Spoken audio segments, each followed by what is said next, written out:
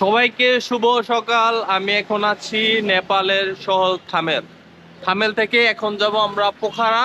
আমরা অলরেডি কালকে রাতেই থামেল থেকে বাসের টিকিট কেটে ফেলেছি। আমাদের বাসের টিকিট কত রুপি পড়লো? 1500। 1500 রুপি পড়ছে। খুবই লাক্সারিয়াস বাস। এখন আমরা বাসে উঠবো।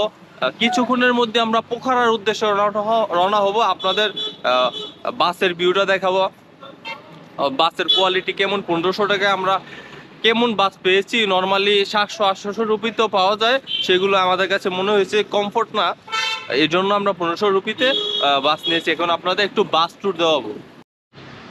আমরা যেই বাসে উঠেছি সেটার নাম হলো রেইনবো অ্যাডভেঞ্চার অ্যান্ড ট্রাভেল। এখন আমরা বাসে উঠছি। কাকা আপনিও আগে ওঠেন।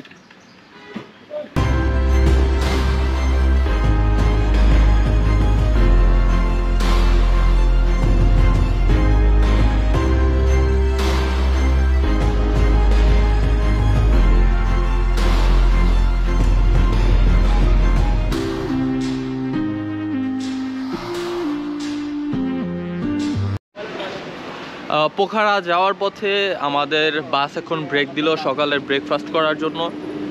এখন আমরা এদিকে একটা রেস্টুরেন্টে যাব, দেখি এখানে কি কি পাওয়া যায় সকালের নাস্তা হিসাবে। মাঝ রাস্তায় একটু আমরা চা বিরতি দিয়েছিলাম, তখন কিন্তু ভিডিও করতে পারিনি। এখন যাচ্ছি, দেখি কি পাওয়া যায়। How much price? 250। সেম 250 পোহা। এমন সুন্দর ভিউর মধ্যে এখন সকালে ব্রেকফাস্টটা করব।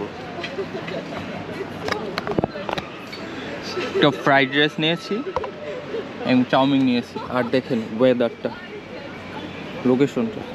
এখানে প্রচুর হারাম খাবার আছে, কিন্তু হালালগুলো বেছে বেছে নিতে খুব কষ্ট করে নিতে হয়।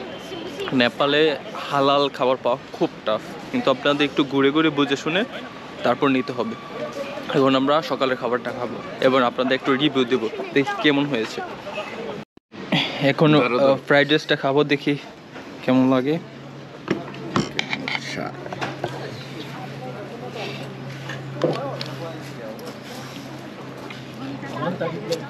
দারুণ। চাউমিনটা আমি ট্রাই করে দেখি।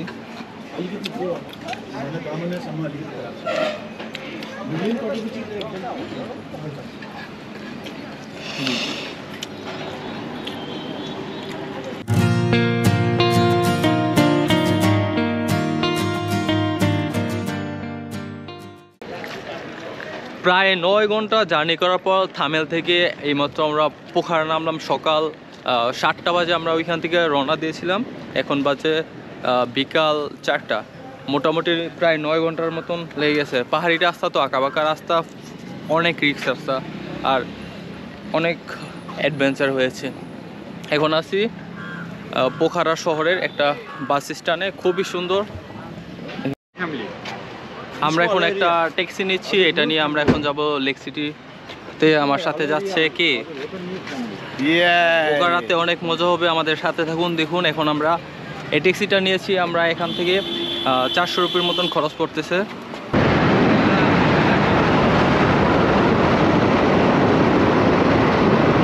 অলরেডি পোখারা লেক সিটিতে আমরা এখন একটা রুম নিয়ে নিয়েছি 1000 রুপিতে। 1000 রুপিতে আমরা কেমন একটা রুম নিলাম সেটাতে আপনাদের এখন রুম ট্যুর দিব। 1000 রুপি বাংলাদেশ টাকা কত টাকার মতো পড়তে পারে? এই 920 এরকম সামথিং। তো 1000 টাকার ভিতরে আমরা কিরকম রুম নিলাম সেটা আপনাদের দেখাচ্ছি। আমরা এখানে 3 জন থাকতে পারতেছি, আর কম্বল তো সব জায়গায় আছে অ্যাভেলেবল, প্লাস ইতাছে হট শাওয়ার আছে, মোটামুটি খুব কমফোর্টেবল, এবং ইতাছে লেকের কাছে কাছে। আপনাদের একটু ওয়াশরুমটা দেখাই। ওয়াশরুমটা মোটামুটি ভালো আছে। এখানে কিন্তু আপনারা গরম পানি সবগুলোতে পেয়ে যাবেন। নেপালে আপনার যতগুলো হোটেল আছে, এটা নর্মালি সব হোটেলেই আপনারা গরম পানি পাবেন, কারণ এখানে সবসময় ঠান্ডা থাকে, তো এর জন্য। সারাদিন বাস জার্নি করার পর এখন হোটেল থেকে ফ্রেশ হয়ে বের হলাম একটু হাঁটাহাঁটি করার জন্য। এখন আছি হলো আমরা পোখারা সিটিতে, লেক সিটিতে। এটা সিটিটা আমার কাছে মনে হচ্ছে যে খুবই ক্লিন সিটি।